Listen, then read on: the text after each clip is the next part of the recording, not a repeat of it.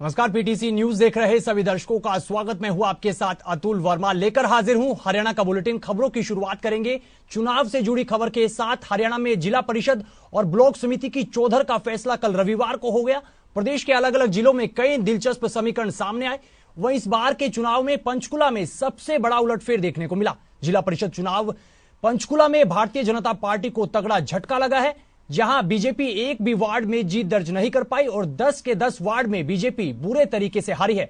वहीं पंचकुला में जिला परिषद के चुनाव में बीजेपी के गढ़ में सेंधमारी करते हुए निर्दलीय उम्मीदवारों ने अपना दबदबा कायम किया और बड़े मार्जिन से जीत दर्ज करते हुए भाजपा को उसी के घर में हरा दिया।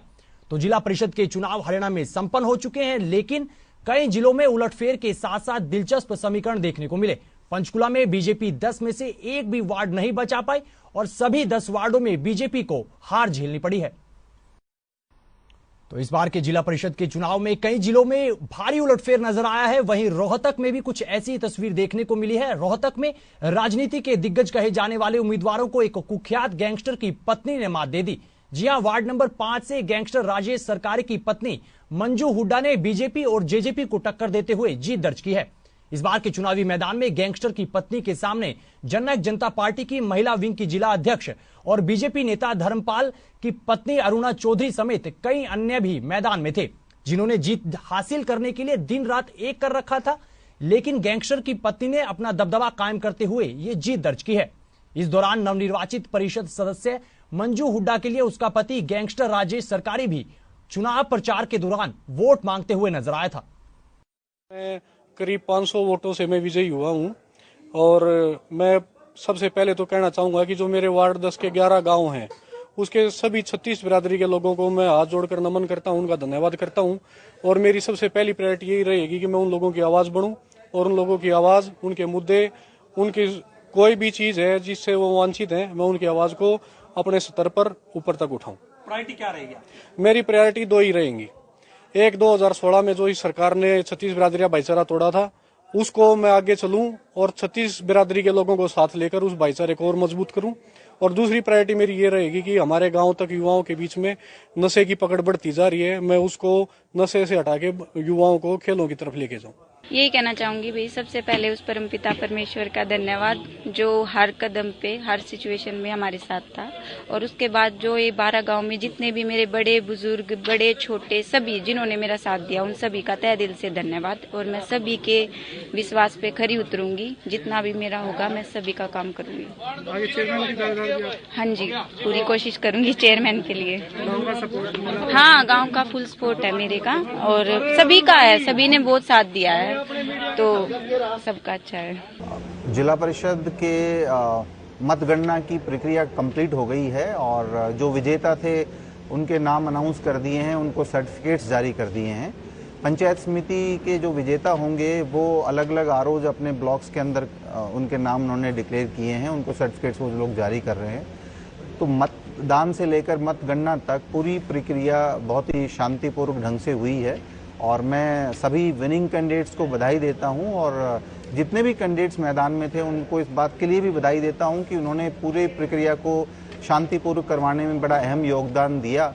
और जितने भी गवर्नमेंट के लोग थे, विभिन्न विभागों के लोग थे, ऑफिसर्स थे, उनको भी मैं बधाई देता हूँ कि उन्होंने एक सेंसिटिव डिस्ट्रिक्ट के अंदर काफ़ी पीसफुल पंचायत चुनाव संपन्न करवाए हैं, तो वो सब बधाई के पात्र हैं। खबरों में आगे बढ़ते हैं। फतेहाबाद के गांव नागोड़ी में हुए पंचायत चुनाव में ग्रामीणों ने भाईचारे की एक ऐसी मिसाल कायम की जिसके चर्चे अब दूसरे गांव में भी खूब हो रहे हैं। दरअसल बीते दिनों गांव में हुए पंचायत चुनाव में सरपंच पद के लिए लड़ रहे सुंदरलाल महज 1 वोट से हार गए। ऐसे में गांव के मोजीज लोगों ने पहल करते हुए उम्मीदवार का हौसला बढ़ाने और चुनाव में खर्च का बोझ कम करने के लिए प्रोत्साहन राशि जुटानी शुरू कर दी और वो रकम आज करीब 21 लाख पर पहुंच चुकी है।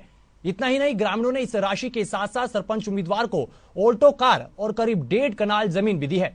वहीं पूर्व सरपंच रविंद्र कुमार ने बताया कि सुंदरलाल एक अच्छी और सादगी से भरी छवि का व्यक्ति है, लेकिन किस्मत से वो इस चुनाव में 1 वोट से हार गया। ऐसे में ग्रामीणों ने उसका चुनाव में हौसला बढ़ाने और खर्च का बोझ कम करने के लिए ये बीड़ा उठाया है, जिसमें गांव के लोगों ने भी पूरा सहयोग किया है। मैं सुंदर कुमार, गांव नाडोड़ी। अब की बार नाडोड़ी गांव में पहली बार रिजर्व एससी सरपंची आई और मैंने चुनाव लड़ा। मेरी सिर्फ एक वोट से हार हुई है। चलो कोई बात नहीं, फिर भी मेरे गांव वालों ने मेरा बहुत मान सम्मान किया और आज मेरे यहाँ इकट्ठे होकर गांव वालों ने जो मेरा मान सम्मान किया है उसके लिए मैं सदा उनका ऋणी रहूंगा। और आगे भी जो गांव राम का कोई भी काम है, मेरे से पहले भी मैं तैयार रहा और आगे भी तैयार रहूंगा। सबको राम राम, धन्यवाद।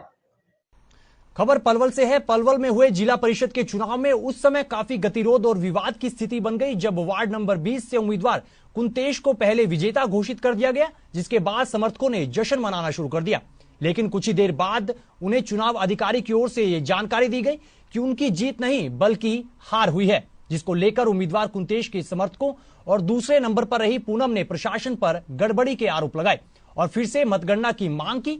वहीं इस दौरान काफी हंगामा भी हुआ। काफी हंगामा बढ़ता देख प्रशासन ने उम्मीदवार कुंतेश और उनके समर्थकों को शांत करवाया और दूसरे उम्मीदवार को विजेता घोषित कर दिया, जिसको लेकर उम्मीदवार कुंतेश और उनके समर्थकों ने प्रशासन पर गड़बड़ी के आरोप लगाए हैं। वार्ड नंबर 7 से और 1800 वोटों से जीती है। मुझे इतनी अपार खुशी मिली है, इतना जनता का प्यार मिला है जिससे मैं बता नहीं सकती, इतनी खुशी है मुझे। सबसे पहले जाके गांव का दौरा करूंगी, देखूंगी कि कौन से गांव में क्या जरूरत है, क्या करना है, किस हिसाब से करना है, तो उसी के अकॉर्डिंग सारे काम करना है। सर पहले जब लास्ट में गिनती पूरी हो गई थी तो हम 354 वोटों से विजयी घोषित कर दिए थे। हमने अंदर कहा, अफसरों से कहा कि हम हमारे साइन ले लो, साइन लेके हमें प्रूफ दे दो। उन्होंने बोला कि प्रूफ यहाँ नहीं मिलेगा, SDM ऑफिस में मिलेगा जाके। हम यहाँ से चल दिए। जो सेकंड नंबर का कैंडिडेट है नकुल, वो सेकंड संजय था, लेकिन वो बता दिया बाद में और वो हमसे आगे आगे निकल गया। फिर हम ये पंचवटी मंदिर पे गए। पंचवटी मंदिर में धोखा है तो पीछे से फोन आ रहा है कि उसको 154 वोटों से विजय घोषित कर दिया है। किसको विजय घोषित कर दिया? ये जो तीसरे नंबर पर, जो तीसरे पायदान पे था, चंद्रकांत। आपकी अनाउंसमेंट कर दी थी? हाँ जी, हमारी अनाउंसमेंट हो गई थी। किसने की थी अनाउंसमेंट? पीछे अंदर अफसरों ने की थी। क्या कहा था आपकी जीत? उन्होंने कहा था कि आप जीत चुके हो, आप जाओगे सबसे। मैंने कहा सर हमें प्रूफ दे दो, साइन वाइन करा लो कहीं। नहीं, आप SDM ऑफिस में जाओ, वहाँ से आपको प्रूफ मिलेगा, वहीं साइन हुए। तो आपको क्या लगता है आप लोगों के साथ? आप सर हमारे साथ सरासर धोखेबाजी हुई है सर। ये था कि क्लियर हो गया था कि 20 नंबर वार्ड से कुंतेश जीत चुकी है और हम सब निकल गए थे। उसके बाद हम सेकंड पोजीशन पे आए थे, मेरा नाम पूनम है। और उसके बाद ये हो रहा है कि नकुल जीत गया, चंद्रकांता जीत गई है। और आपको तीसरे नंबर पर बता दिया? हम अभी पता नहीं, हम तो सेकंड पे थे। तब अभी हम जब गए थे तब सेकंड पे थे। आपको क्या लगता है फिर आप लोगों गड़बड़ हुई है हमारे संग? कितना यही है कि विनर है हम। कितनी वोटों से? 153 वोटों से विजयी है। लेकिन इससे पहले आपको भी जानकारी होगी, किसी दूसरी एक महिला को विजय घोषित किया गया था 400 कुछ वोटों से। क्या हुआ था उसमें? एक्चुअली ये हुआ था, मैं बता देता हूँ। एक वोट हमारा रह गया था जिसकी काउंटिंग नहीं हुई थी और उसकी काउंटिंग लेके हम ही विनर है फाइनली। किसकी गलती रही उसमें फिर? जी क्या किसकी गलती रही? जो एक उसमें गलती किसी की नहीं थी। एक बूथ हमारा रह गया था, वो अब क्लियर हो चुका है। पंचायत चुनावों को लेकर यहाँ पे जैसे 6 ब्लॉक हैं और जिनमें जिला परिषद में 20 वार्ड हैं और पंचायत समिति में 134 हैं, तो सबके रिजल्ट डिक्लेयर कर दिए गए हैं और जो विजयी हैं उनको सर्टिफिकेट्स भी हमने यहाँ से डिस्ट्रीब्यूट कर दिए गए। तो शांतिपूर्वक काउंटिंग रही है पूरे ज़िले में और जैसे कि आपको अवगत होगा कि यहाँ पे 85% मतदान हुआ था सरपंची में। तो मैं मानता हूँ डेमोक्रेसी में इतना बड़ा पार्टिसिपेशन बहुत अच्छी था। तो ब्रेक के बाद आपका एक बार फिर से स्वागत है। खबरों में आगे बढ़ते हैं। हरियाणा के करनाल जिले के 20 साल के युवक कार्तिक सैनी की कनाडा में सड़क हादसे में जान चली गई। जानकारी के मुताबिक युवक अगस्त 2021 को पढ़ाई के लिए कनाडा गया था, लेकिन अब उसकी मौत की खबर ने परिवार को झकझोर कर रख दिया है।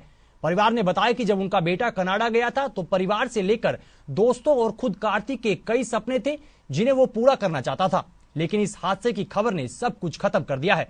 जानकारी के मुताबिक किसी काम से साइकिल पर जा रहे कार्तिक को एक वाहन ने जोरदार टक्कर मार दी, जिसके बाद युवक की मौके पर ही मौत हो गई। कनाडा के प्रशासन और कार्तिक के दोस्तों ने करनाल उनके परिजनों को यह दुखद जानकारी दी। वहीं टोरंटो पुलिस फिलहाल इस पूरे मामले की जांच में जुटी है। इधर परिवार ने अपने बेटे का शव करनाल लाने के लिए प्रशासन और सरकार से गुहार लगाई है। ये जो दुख का पड़ों का दुख जो सैनी साहब के परिवार के ऊपर आया है, इसकी भरपाई करना तो सारी उम्र सारी जिंदगी के लिए बहुत मुश्किल। चाहे हम कहते हैं कि भगवान का बहाना ये दिया हुआ है, चाहे भगवान नहीं दी, लेकिन मैं तो यही कह सकता हूँ कि सबके बच्चे एक जैसे हैं। इसको तो हमने यहाँ से खुद, कार्तिक को तो मैंने खुद यहाँ से भेजा। मैं यहीं से एक साथ इकट्ठे हम सैनी साहब वहाँ गए थे। जब से ये न्यूज़ हुई है मेरे तो होश हुआ। मेरी तो यहाँ पे आके लाइव मैंने इनसे सुना, लेकिन मेरे बेटा भी कनाडा में ही है। मेरी तो उनकी वीडियो कॉल पे बात हुई तो मुझे वहीं पे पता चला मेरे होश बिल्कुल। मैं तो बस प्रशासन से यही अपील करूँगा कि जल्द से जल्द, जितनी जल्दी हो सके, हमारे बेटे को यहाँ पास फ्री कम से कम हम दर्शन कर सकें। शासन से हमारी अपील है, हमारी इसमें मदद की जाए। जल्दी से जल्दी जो भी प्रोसेस होता है, जो भी लीगल प्रोसेस होता है, उस प्रोसेस के अकॉर्डिंग उसको जल्दी से जल्दी यहाँ हमारे पास लेके आ जाए। देखिए, हमने ministry of external affair minister में वहाँ बात कर ली है और सूचना जो है वहाँ कनाडा भी भेज दी गई है। वो इमीडिएटली जो भी सहायता है वो अपना उस पर काम कर रहे हैं और मुझे लगता है कि बहुत जल्दी उसमें कोई भी रास्ता निकलेगा ताकि वहाँ की डेड बॉडी है उनको जल्दी यहाँ लाया जा सके। बढ़ते खबरों में आगे, हरियाणा के मुख्यमंत्री मनोहर लाल इन दिनों जम्मू दौरे पर है। मुख्यमंत्री मनोहर लाल माता वैष्णो देवी का आशीर्वाद लेने जम्मू स्थित माता वैष्णो देवी के दरबार में पहुंचे, जहां उन्होंने मां के दर्शन कर दरबार में माथा टेका और प्रदेश की उन्नति और प्रगति के लिए कामना की। वहीं इसके बाद मुख्यमंत्री मनोहर लाल माता वैष्णो देवी यूनिवर्सिटी के एक कार्यक्रम में भी शामिल हुए। जम्मू दौरे के दौरान सीएम मनोहर लाल ने वरिष्ठ नेता निर्मल सिंह से भी मुलाकात की और प्रदेश के राजनीतिक समेत कई अन्य मुद्दों को लेकर भी चर्चा की। हरियाणा के मुख्यमंत्री मनोहर लाल खट्टर जो आज वैष्णो देवी माता के यहाँ माथा टेकेंगे और उस आशीर्वाद जो है ग्रहण करेंगे माता रानी का। उसके बाद जो है वैष्णो देवी यूनिवर्सिटी में वो उनका एक कार्यक्रम है जिसमें जम्मू प्रशासन, जम्मू सरकार के साथ जो है एक MOU साइन होगा। उसके बाद जो एक नेता जो है लोकल नेता निर्मल सिंह, उनके साथ जो है मुलाकात करेंगे। तो आप देख सकते हैं कि इस समय जो है प्रशासन, जो जम्मू का प्रशासन है, वो मुख्यमंत्री मनोहर लाल खट्टर के यहाँ आने पर जो है तमाम जो तैयारियां कहे वो पूरी करता हुआ यहाँ पर नजर आ रहा है। और कुछ ही देर बाद जो है मुख्यमंत्री मनोहर लाल खट्टर जो है यहाँ पर पहुंचेंगे और माता वैष्णो देवी के माथा टेकेंगे। तो इसके बाद जो है लगातार जो मुख्यमंत्री के कई और कार्यक्रम हैं, जैसे कि पहले भी हमने बताया कि मुख्यमंत्री माता वैष्णो देवी यूनिवर्सिटी जो है वहां पर जाएंगे और जो हरियाणा सरकार और जम्मू सरकार का एक MOU साइन होगा और उसके बाद जो नेता निर्मल सिंह जो है उनसे वो मुलाकात करेंगे।